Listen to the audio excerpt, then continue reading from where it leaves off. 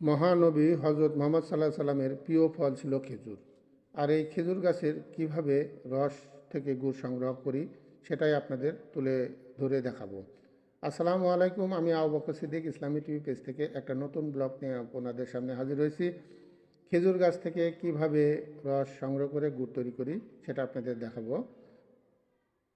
তো দেখতেই পাচ্ছেন, আমরা অনেক ভোরে উঠে চলে যাই খেজুরের রস সংগ্রহ করতে। গাছ থেকে রস সংগ্রহ করে একটা জারকিনে করে আমরা বাড়িতে নিয়ে আসি। নিয়ে আসার পরে একটা ড্রামের মধ্যে এই রসগুলো সেঁকে আমরা জাল দেওয়ার জন্য ব্যবস্থা করি। তারপরে জ্বালাতে জ্বালাতে এই যে রসের যে ফেনাগুলো আছে এগুলো তুলে আমরা পরিষ্কার করি। পরিষ্কার করার পরে এইগুলা জাল দিতে থাকি। জাল দিতে দিতে এক সময় রসগুলো কমে যায়। তারপরে একটা সর্ষে ফুট আসে, এই দেখতে পাচ্ছেন, এই যে এটাকে আমরা সর্ষা ফুট বলি।